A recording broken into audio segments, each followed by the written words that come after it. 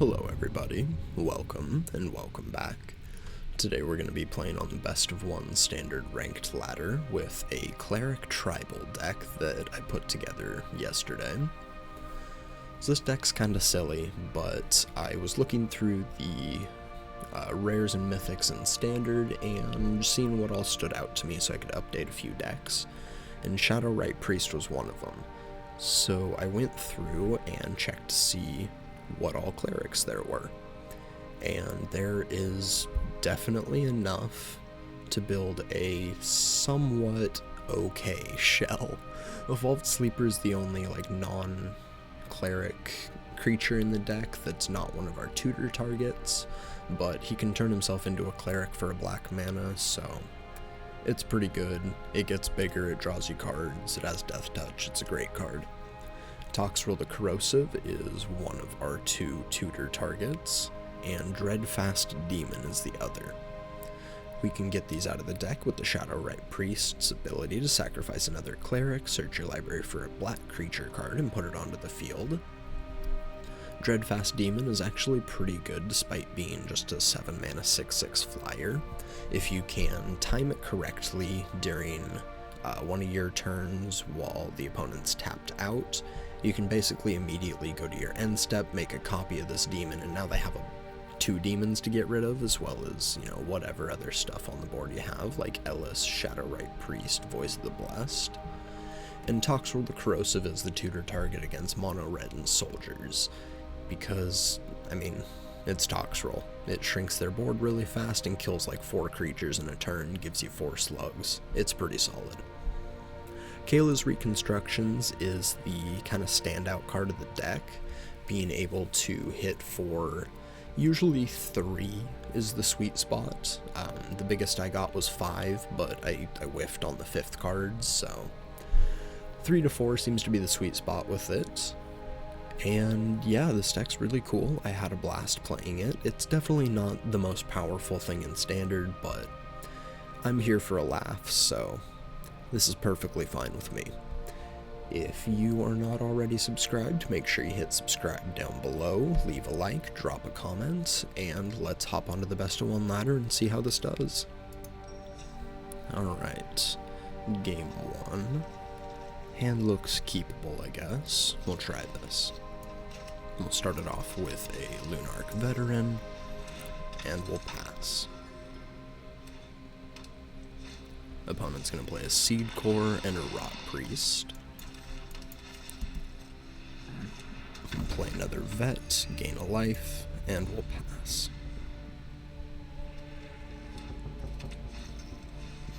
The opponent's going to play a Jawbone Duelist.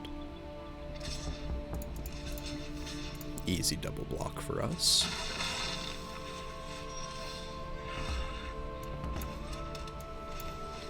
And we'll play our Annex Sentry. We'll get rid of their Duelist, gain a life, and attack for 1.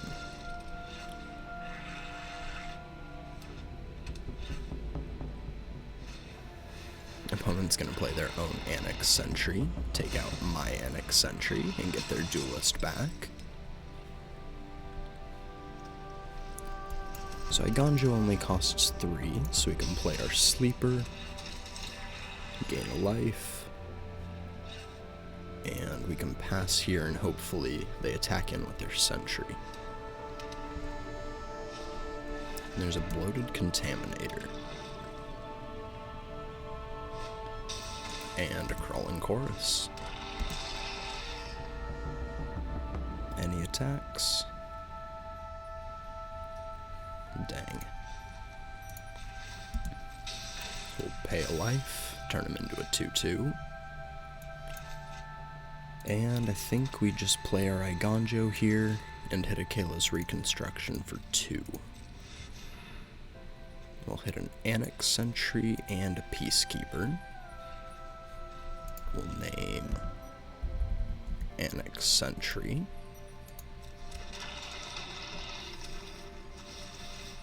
So that's going to enter, we'll exile their Sentry, and then our Sentry comes back, and we'll take out their Contaminator, gain a couple more life, and we'll pass pass. We don't really have any good attacks here through the Jawbone Duelist. Opponent's going to play a Skrelv's Hive and another Chorus.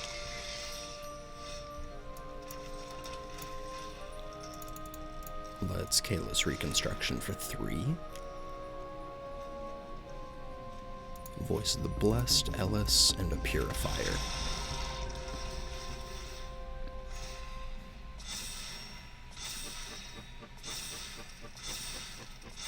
Cool. I have a 7/7 with Flying and Vigilance now. We'll pass. We can't pay our Purifier tax, but we can start drawing cards eventually. And opponent concedes. GG's.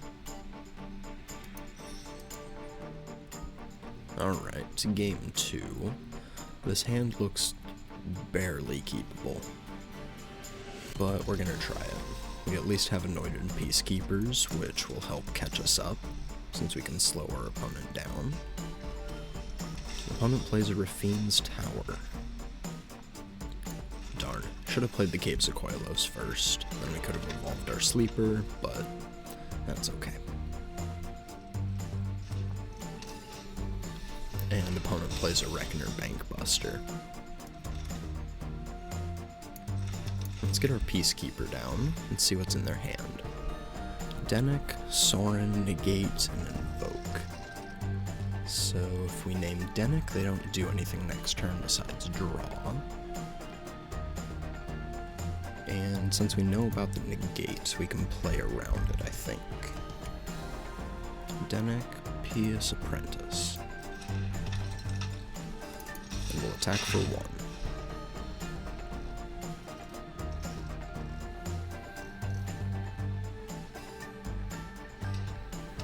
The opponent plays a land and passes.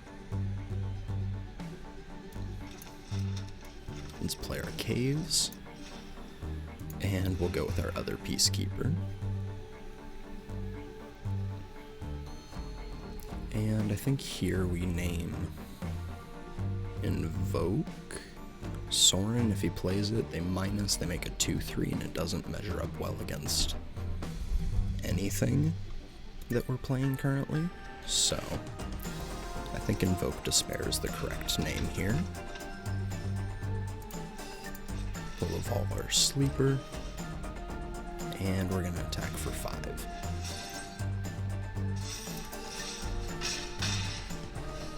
And we pass. And also, if they want to play their Sorin here, it'll give us a really good opening to Kayla's Reconstruction. So let's see what opponent would like to do, since they're facing a decent amount of pressure on the board. They're going to need to catch up somehow. Interesting. No plays. They're holding up Negate, draw with the Buster. Let's play a land. And we're going to crack in with everybody. March of Otherworldly Light on the Dennick Peacekeeper. Okay. Sure. Kayla's Reconstruction for 2 now. We will grab a... So if we grab the Annex Sentry, we can get rid of their Buster. If we grab the Shadowrite Priest and the Ellis-Il Core, we're just going to be representing pretty quick lethal. Especially if they try and clear our creatures off the board. And we drew one of our search targets with the Priest, so that doesn't feel great, but oh well. Alright, this opponent casts their Sorin, and they make a 2/3. You deal with this annoyance. I think we just attack with everybody here at them.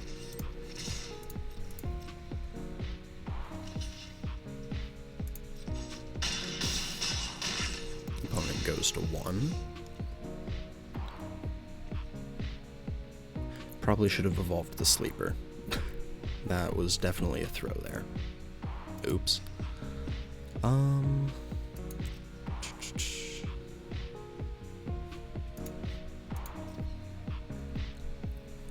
I guess we'll just pass.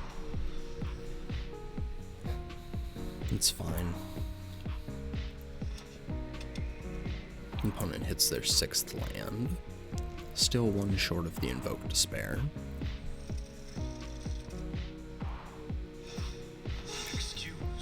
Alright, opponent's gonna -2 their Sorin, and get it off the field, and make a second 2/3 lifelinker. And they're gonna cast Dennick. We'll activate our Sleeper.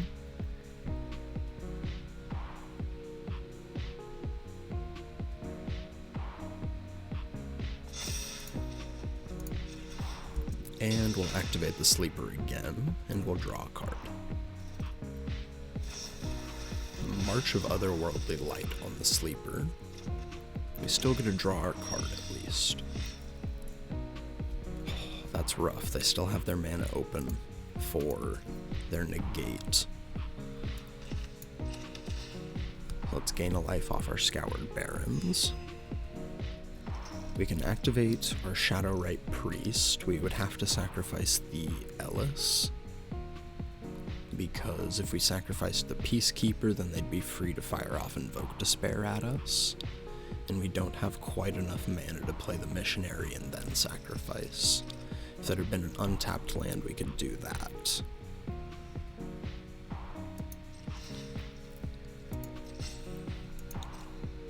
Let's go to combat.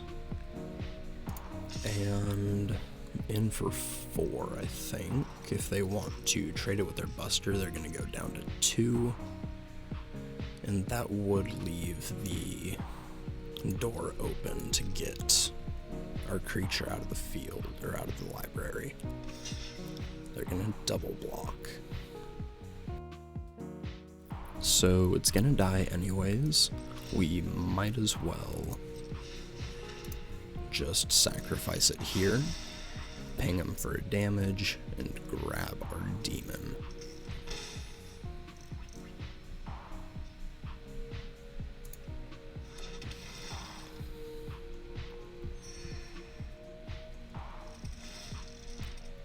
And we go to our end step. We'll sacrifice our Cleric, ping him for another one, and make a copy of our demon.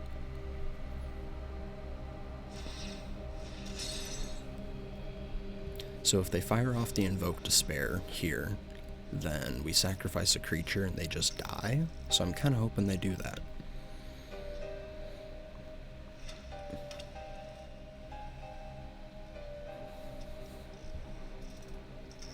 Alright, so they're going to combat, and they're attacking in with the Dennick first, which is very smart, which means they can fire off Invoke Despair post-combat. Actually, we're going to block with the creature one, since we can get that one out of the graveyard with the Missionary. If they want to, like, Invoke Despair here, we can sacrifice this demon now. Sheoldred's Edict. Okay. An opponent loses a life.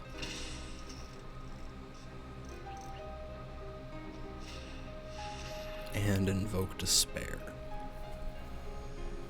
So opponent's tapped out. We can Kayla's Reconstruction for 4 here, try and hit an Annex Sentry, or another Ellis, or something like that. But point is, it's going to give us a ton of different things to sacrifice to our Dreadfast Demon.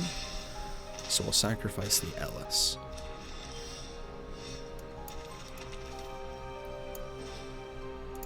Alright, Kayla's Reconstruction for 5. 1, 2, 3, 4.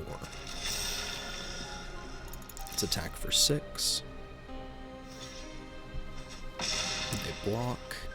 We go to our end step, and I'm going to sacrifice one of these priests. And let's see what opponent has. Something like a farewell would be pretty heartbreaking here. Okay, there it is.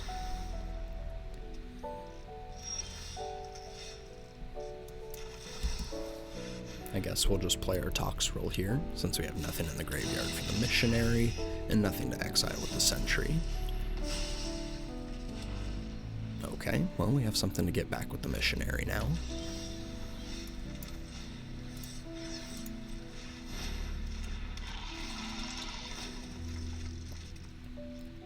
And we'll pass.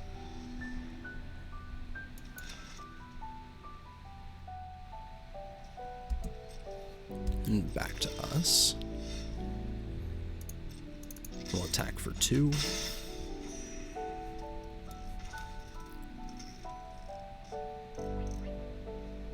I really want to play the Toxrill again, but I don't really think I need to. Let's just play a Lunarch Veteran, and we'll pass. Depopulate. Sure.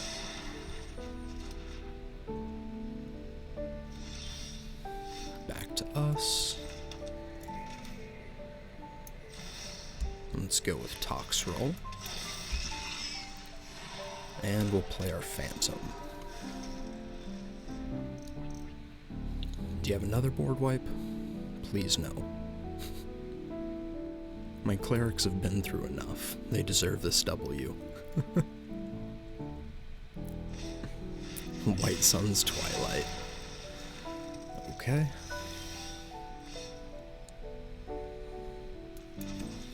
I'm playing Annex Sentry. Takes out one of them. And an Ellis Ill Core.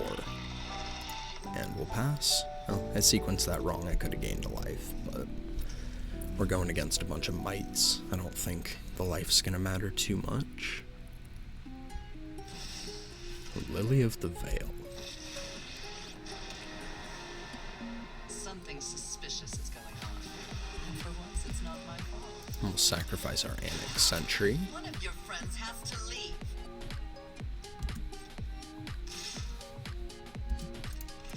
Block one of them.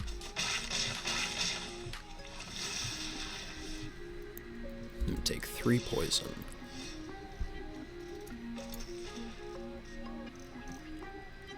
And play a Shadow Ray Priest. Gain a life.